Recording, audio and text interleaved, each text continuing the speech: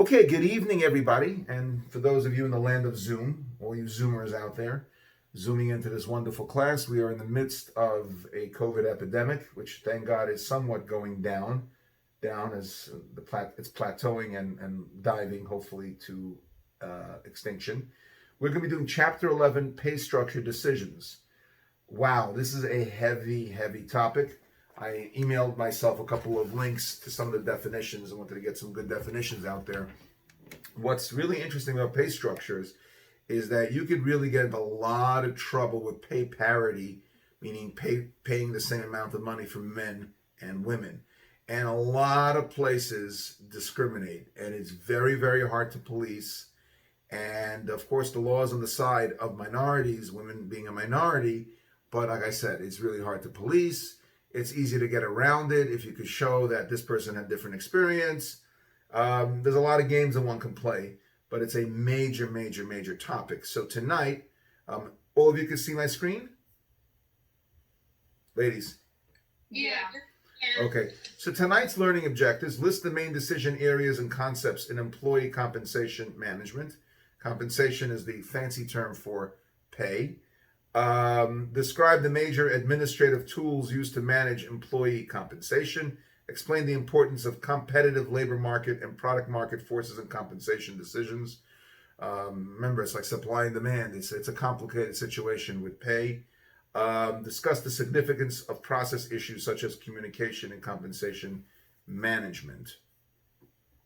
Describe new developments in the design of pay structures. Explain where the United States stands on pay issues from an international perspective. Explain the reasons for controversy over executive pay. We're going to see some ridiculous pay structures. So ridiculous that you're going to think baseball players and basketball players are underpaid compared to some of these people. Describe the regulatory framework for employee compensation. Okay. Introduction, employer's view. Pay is critical in attaining strategic goals. Obviously, pay impacts employee attitudes and behaviors, and employee compensation is significant as far as cost is concerned and is probably the leading driver in laying people off. Many times when they lay people off, they're looking, the mark of death many times is if you have a high salary. And you may not think you have a high salary, but in their mind, if you're making 75,000 or over, or even 70 or over, you're marked. A person could be, God forbid, marked for extinction. Employee view: policies regarding wages, salaries, and other earnings affect their overall income and standard of living. Of course, it's made easier from the employer side if you're dealing with unions and you have structured pay scales. And for example, like using baseball as an example, and I love the game of baseball. I miss it very much. A rookie contract, meaning somebody straight out of the minor leagues, is somewhere around, forgive me if I'm not exact to the penny here, somewhere about $550,000 a year. Now, none of us here are going to cry. If any of you would get $500,000 plus a year, does anybody think that's a low salary? Ladies, anybody, if you had a $500,000 a year salary, would you be crying about that? No, I wouldn't mind that. Yeah, you would handle that, right? You'd be okay with that, right? I thought so. But again, that, believe it or not, baseball is very structured in that, the rules and guidelines with respect to that. So that always helps. Equity, theory, and fairness. People evaluate the fairness of their situation by comparing them with those of other people. And we all do it. Professor, how come this and this person got this and this person didn't get this? How come she got accepted or she got 100 and I got a 95? None of you are guilty of that, but others are. People compare their own ratio of perceived outcomes, pay, benefits, working conditions, to perceived inputs, how hard they perceive their work to be, effort, ability, experience, to the ratio of comparison of another. So the next slide is going to look like a ridiculous calculus equation for no reason. But the bottom line is I will compare my situation to your situation. So if I perceive that I have more experience than you, work harder, do a better job, and you get paid more than me, I'm going to feel that that's not fair. Similarly, even if somebody's been there longer than you, but they're not as productive as you. And I'll give you an example in academia. Not that it exists in my area because we all get along fine, but let's say a younger professor or a professor has been there for less years and he's doing much more monumental work. He's doing more research. He's more innovative. He's creating online courses, discovering new modalities of pedagogy. And the older guy, I don't mean necessarily older meaning in age, but the guy who's been there a longer time is out to pasture. He's got his office hours. Maybe he'll change his textbook every 7 or 8 years. You know those kinds of people. And he gets paid a lot more and he gets tenure. So the newbie or the guy who's been there last time is going to feel like, hey, it's not fair. Here I am busting my chops, really, really trying to work hard to make this a better institution. And then all of a sudden, this other guy who's tenured is out to pasture, not killing himself, doesn't work summers, takes a sabbatical whenever, and they feel that it's unfair. And that's going to impact morale. That's going to impact the performance bottom line. Because if people don't have morale, if you don't feel that you have what to look forward to, because just think about this. All of you excel in something. All of you enjoy something. If you enjoy something, right, you're not going to be asked to do it. You're going to do it on your own. So let's say, for example, you enjoy cooking very much, right? You love cooking. Anybody here love to cook? Nope. Nope. See, all you guys just take takeout? Okay. No, I love cooking. Okay. I cook, but I don't like to. All right. So, Baking. I'd rather bake. okay. So baking, cooking. If you'd had to do that as a living, I'm sure you'd be very happy and got paid very well for it because you enjoy it. If I got paid to design courses, I would love it because I love teaching. And I also love designing courses and thinking of new ways of giving over information. So, but if a person feels like they're good at something, but they're not being paid fairly for it, and they feel that, what's the point of me killing myself? I'm just going to basically knock it down a notch. I'm going to shut the valve, the activity valve, as the Governor Cuomo likes to call it. I'm going to shut the activity valve so that I don't really kill myself anymore, because what's the point? Table 11.2, pay structure concepts and consequences. Pay structure decision area. You look at the pay level, all right? Administrative tool, market pay surveys. You look at the different salary.com to see what other people are getting paid. Focus on employee pay comparison, external equity. You look at their equity from the external aspect, and the consequences of equity perceptions, external employees movement, labor costs, employee attitudes. So you look to see what others are doing. Job structure, you look at the job evaluation, internal equity, internal employee movement. Are people leaving internally from the organization? Are they moving from one department, one division to the next? Cooperation among employees, employee attitudes. So you always have to make sure that whatever's going on the outside as far as what people are paying, you're not too far off the mark. You don't have to be the highest paying organization, but if you are in the lower tiers, it's embarrassing. It is absolutely embarrassing. And what's more embarrassing is that when an organization gets I wouldn't say cited, but many times organizations have other organizations come in to review them, and if salary comes up and then they mandate or they suggest that you should give everybody 7% raise or 10% raise because you haven't raised anybody in 15 years, it's embarrassing. It makes the organization look really, really bad. And with the advent of social media, everybody knows, every organization. Everybody knows, oh, you're going to work there. They're going to work you really, really hard, but they're going to pay you like a king or like a prince or a princess. So you say to yourself, okay, they're going to eat me up alive for a year or two.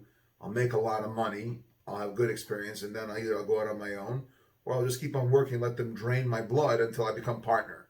Like I have a friend like that who worked really hard in a law firm. Now he's one of the junior partners, so he doesn't work. He still works hard, but not as hard. But it was worth it for him to do that. Moving to the next slide, developing pay levels. There are market pressures that we need to consider. Product market competition. Organizations must be able to sell their goods and services at a quantity and price that will bring a sufficient return on their investment. So you need to have people that know what they're doing. You need to have enough people that know what they're doing, because you have to be able to produce the product or render the service in the required amounts to make business. Product market competition places an upper bound on labor costs and compensation. Just think of it in terms of baseball, right? You want the dream or the goal of every single team is to make it and win the World Series, which is the final championship. In order to get there, yes, you need to train hard and all that, but you need amazing players. So teams in the off season spend a lot of money to bulk up and get great players. I mean, this year it's pretty sad because this year at best you'll have a 80 game season, which is roughly half of a season. So you have teams that spend, like the Yankees, they spend a ridiculous amount of money. They spent like almost $500 million on new players, and the White Sox spent an inordinate amount of money to get amazing players because they wanted to make a run for the championship. But they do that because in order to lure the fans, in order to get the merchandise sold, you can't be in last place. You need to be a contender. And in order to be a contender, you've got to have the pieces. And the Yankees were notorious for this, and that's why a lot of people get mad at the Yankees, that they bought teams. They bought the best players, and that started off with Babe Ruth and continued on. But if you want good performance, you want to sell your products, got to have the best people making them, best people selling them. Any questions thus far? Okay. Slide number 9. What? Go ahead. You got a question? No, nothing. Okay. Developing pay levels. Market pressures continue. Labor market competition reflects the number of employees available relative to the number of jobs available. We kind of covered this last week in greater detail, talking about the labor shortages, what to do if you have too many employees. You know, what are the different options you have? Too few employees, how do you recruit them? If an organization is not competitive in the labor market, right, there's a dearth, there's a lack of good employees, or there are a lot of good employees, but all the employers are gobbling them up, you have to make sure that you're paying enough, because otherwise you're not going to be able to attract sufficient numbers and quality of employee. We just hired a new PA. We had to give a somewhat decent salary, more than we were accustomed to in the past, because we just were not able to attract the talent that we needed. You need to get a certain type of person to do this higher level job, and you're not going to get that kind of person unless you pay for it. Okay. Is it because of the virus and stuff? Because it's hard to get people now? Or This is even before the virus. It was just hard. A PA, a physician's assistant, for some reason, or nurse practitioner, is a very, in our field, I work in oncology, it is a very, very difficult job to fill. It's high pressure. You need a lot of education. You have to be really, really smart. And, you know, it's not like again, I'm not putting anybody down. It's not an entry level position. It's not like you're stocking shelves in Walmart. There's nothing wrong with stocking shelves in Walmart. I'm sure there are a lot of smart people who do it. I don't want the whole world to come down on me, but you can't compare somebody's skill set if he is or she is pushing carts, you know, collecting carts outside, to somebody who's doing a bone marrow procedure. I mean, you can't compare the two. But the pay is going to be the draw, is the carrot at the end of the stick. Any questions? Nope. Yes, no? Okay. We move on to slide 10. Developing pay levels. Employees as a resource. Pay policies and programs matter. Need to evaluate in terms of cost and the returns they generate, how they attract, retain, and motivate a high quality workforce. If you have a salesperson and you give them a good draw, meaning a partial salary plus good commission, you're going to attract the better or the best types of salespeople. So even if, let's say, a salesperson between commission and salary costs you $135,000 a year, but they bring in $20 million worth of sales, what's the thought? What is the thought even? Like, what do you even have to think about? I mean, the same is true if you have somebody teaching a course online in college, and let's say, I'm just throwing a rough number at you. Let's say that the teacher's a good teacher, and he gets or she gets paid $3,000 for the course, but because of their popularity and their good track record, they attract 20 students. The $3,000 that you're paying for the instructor are pennies compared to what the students are paying in tuition. So it behooves organizations to pay their employees well if that pay equals return on investment. Okay, moving right along. Developing pay levels, efficiency wage theory. Employees who are paid more than they would be paid elsewhere will wish to retain their good jobs. Under what, okay, and therefore, under what circumstances do the benefits of the higher pay outweigh the higher costs? According to efficiency theory, wage theory, one circumstance is when organizations have technologies or structures that depend on highly qualified, skilled employees. You can't have people that are of lower skills work in NASA. People working in NASA are Harvard, Yale, these are MIT. These are the smartest and the best people working there. You can't have average people working in NASA. You can't have the CIA staffed by people with average intelligence. You can't have FBI agents that are okay. You need to have the best of the best. And that means spending the money on them. And when you don't spend the right amount of money, you get inferior quality of employees. I don't need to say that people are better than the next, but I'm referring to their skill set.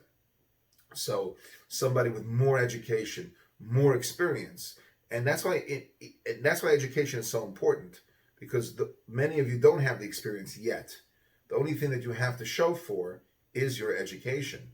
But education and experience is a fantastic 1-2 punch. All right, developing pay levels. Okay, benchmarking, comparing an organization's practices against those of the competition. What are the other people paying? Remember, you don't want to pay much lower than anybody else. You want to be in the same, maybe even slightly better frame of reference. Pay surveys require answers, which employers should be included in the survey, which jobs are included in the survey. Well, you're gonna do the jobs that are the most important, obviously. You're not gonna really do a pay survey on somebody who stocks shelves or drives a forklift or something like that. Although those require skills as well, but you're gonna really focus on those jobs that generate money for the organization, and also if you need to replace them, they'll be the most difficult to replace. If multiple surveys are used, how are all the rates of pay weighed and combined?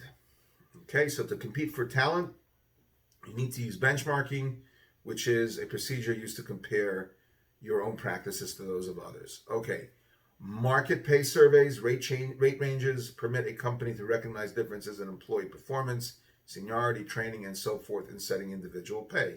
And this is especially true like in unions. If and you could actually regulate it. Somebody with this amount of experience, somebody who gets high scores on their performance review, somebody who does their job with distinction. Of course, they're going to be in a league where they can be elevated, bonused, or given some sort of privileges.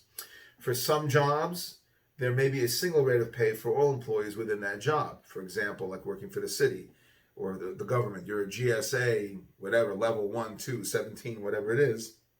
There's a certain pay scale that you get in that particular area.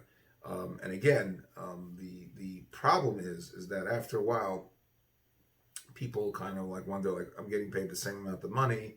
I'm so much better at this than the next person. And they may be right. So once you take performance totally out of the equation, and all you focus on is, matrices, like, okay, you've been here X amount of years, you're a GS, whatever, you're going to get paid this much of a step increase, no matter what. And you need to really do that, but with performance. Performance always must be a part of the equation. Because if you don't look at performance, all you do is look at seniority, then you have people that just stick around like dead wood, collect dust, and just hold up the advancement of other much better suited employees that could be used to take care of your goals and objectives. Market pay surveys, key jobs and non-key jobs. Key jobs are benchmark jobs, have stable content, and are common. Non-key jobs are unique to organizations, cannot be directly valued and compared through market surveys. So you basically have to figure it out on your own to see how much it's worth it to you. And to the extent that you can, look at your return on investment. How much money is this person bringing in? If it's a doctor or if it's a PA, how many people are they seeing a year? Are they seeing more because they're faster, more accurate, and seeing less, etc.? Developing a job structure, job evaluation composed of compensable factors and a weighting scheme. Typically includes input from a number of people. So job evaluation is an administrative procedure used to measure internal jobs worth Compensable factors are the characteristics of jobs that organizations value and choose to pay for, such as the ability to do problem solving. There's nothing better than an employee that has amazing problem solving skills. Even like within a lower level, like you have a secretary that answers the phones. There's nothing more annoying than when a secretary gives you a stupid phone call. Like, you've already told them a million times that if some salesperson calls to sell you paper clips, just take a message and I'll call them the next of February because I already have my suppliers. I'm not changing. Or they'll call you up and say, Bob Johnson's calling you. I'm like, Bob Johnson from where? You have to ask, where's he calling from? What's the nature of his call? Again, these things are important because if you're a busy executive and you're in the middle of a phone meeting, and your secretary calls you about a stupid little thing that they should be able to figure out on their own, and they don't, that's a big, big issue. Okay? Like today, I had a phone call that, they want to speak to the office manager. You have to understand. I tried to explain this to this employee. Whatever it is that they wanted was something that's clinical, something that required a doctor to look at. The person asking for the office manager just in their mind thinks that the office manager is the boss and runs the whole show, and every doctor answers to him. So I was just trying to explain to this employee that, just think, am I in charge of the doctors here, or are the job doctors my bosses? So if the doctor is the boss, why would you transfer the call to me? It's a clinical question. You need to transfer that just because the person wants the office manager. So that's the knee-jerk reaction. Let me just not think. Here, office manager, why are you giving it to me? If you're a really good employee, whatever it is that you do, whether it's from the mailroom to the boardroom, you need to know. You have to have that sixth sense of just being able to get things and figure things out, and not need to be closely supervised. I could tell you, as a manager who has been managing for over 2 decades, 25 years of experience, I could tell you this. There's nothing that irks me more than an employee that doesn't want to think for themselves. Not because they have cognitive issues, not because they have issues with intelligence. You can have an intelligent employee that just wants to have it spoon-fed to them, and that is wrong. Wrong. You want to have employees that know how to think on their own, and those are the types of employees you want to keep, you want to retain for a long time to come. Slide 16. Developing job structure, the point factor system. First, a priority weights can be assigned. You just think of you think of parameters and 1 through 10, or this is weighted at 10 or 15 points. Second, weights can be derived empirically based on how important each factor seems in determining pay in the labor market. So through your experience, empirical observation, which means looking to see. Empirical means you observe. You can assign it on that, or you could assign it a priori without basing it on anything, just as an estimation. I always say, go for empirical data. Always better way of doing it than trying to figure it out yourself. Market survey data has the greatest emphasis on external comparisons, and pay policy line combines information from external and internal comparison to use pay policy line to derive pay rates, both key and non-key jobs. Does not use actual market rates, but uses them as a part of the equation. So pay policy line is a mathematical expression that describes the relationship between a job's pay and its job evaluation points. Developing a pay structure, pay grades, grouping jobs into pay classes. Each job within a grade has the same rate range. A secretary level 1 is $15 to $17 an hour. Permits greater flexibility in moving employees from job to job because it's easy. You've been in this position. The next grouping or the next classification of employee is 5 to 7 years. You've already worked 5 years. Now I could promote you. Range spread is larger at higher levels. So range spread defined is the distance between the minimum and maximum amount in a pay grade. Okay, so some jobs pay between $50,000 and $80,000 a year.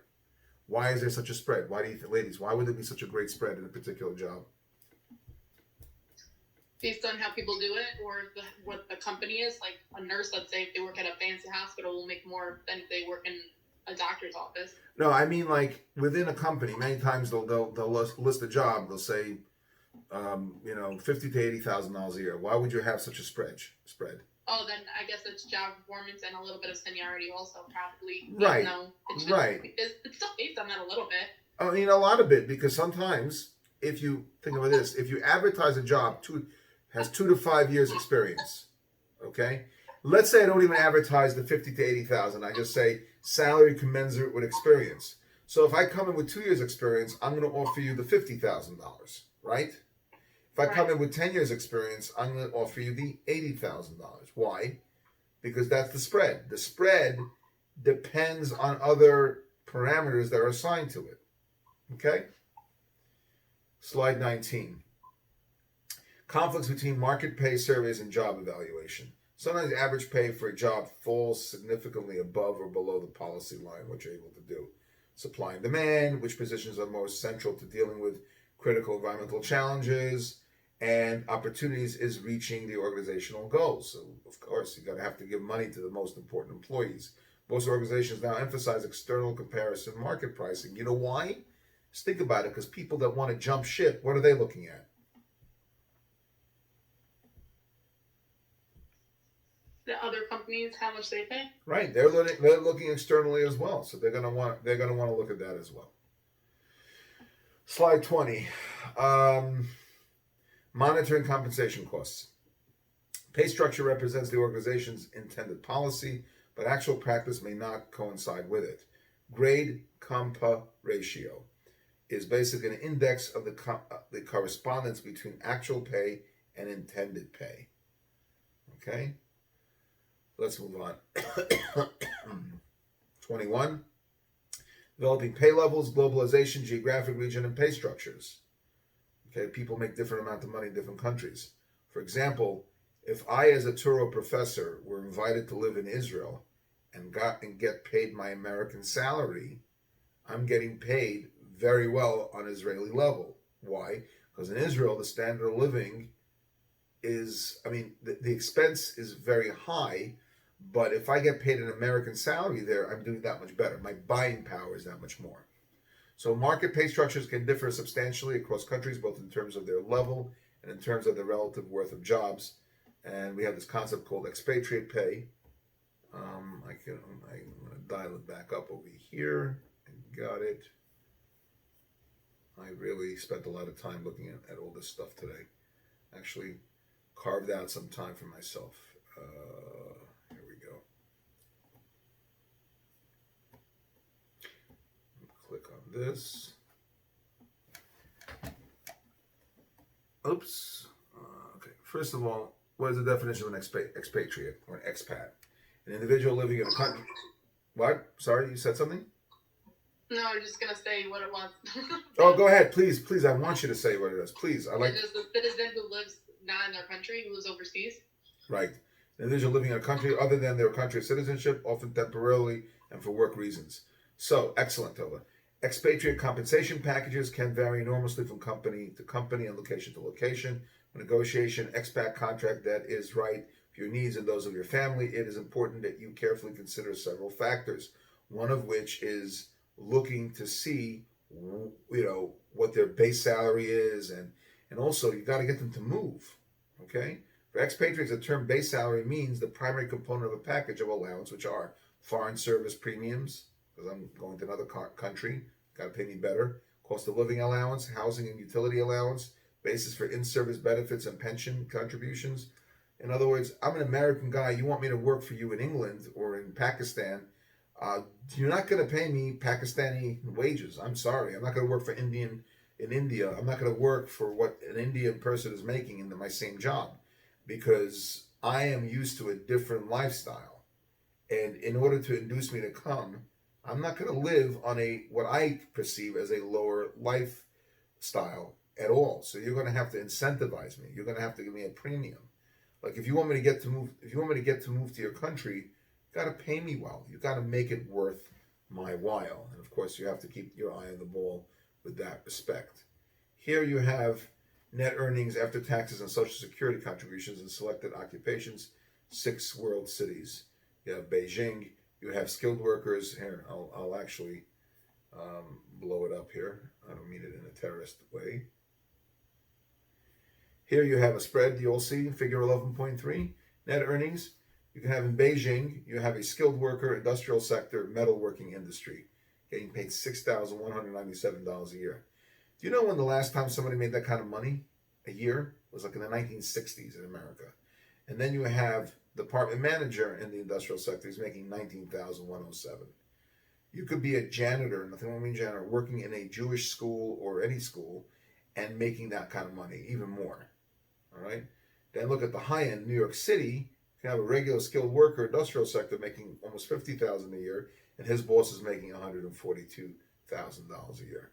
And of course, in Mumbai, wow, like the lowest place as far as payment is concerned. A regular worker is making $5,000 a year, and his supervisor is making $16,200. Mexico City is not that much better. It's actually worse with respect to what supervisors make. Copenhagen, which is a interesting spread over here, you're making $45,000 as an employee and $72,000 as a manager. So I guess the greatest spread is New York City, but New York City is an expensive place to live. Everything really depends on your standard of living. If I told you, ladies, you're going to marry somebody, you're going to move to LA, he makes $100,000 a year. Where do you think you stand as far as, standard of living is concerned? Would you consider that to be a really good salary in LA?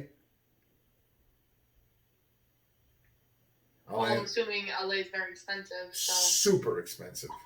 I It's wouldn't. like New York City, right? But I feel Much like New York is more. I feel like rent and everything is a little bit more in New York than LA. I don't think so. Buying a house in LA is a fortune, and it really depends where. But like, if you want to live like really in a nice neighborhood, you got to pay a lot of money.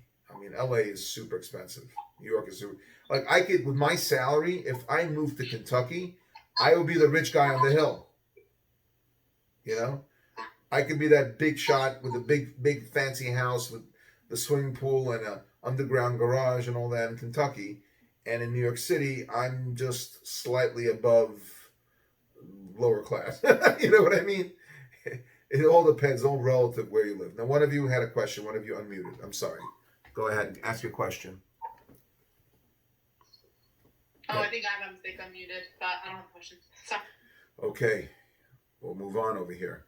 The importance of process participation and communication. Employee participation in pay decisions tends to be rare, obviously. Line managers should be involved. Communication has a large independent effect on employees' attitudes and behaviors. Employees use different comparison standards, so the more clarity and the more transparency you have with respect to people knowing what to expect as far as payment is concerned, the better off you are. The more transparent, the better it is. And managers must explain pay structure to employees, and they have to understand it. So it's very important you explain pay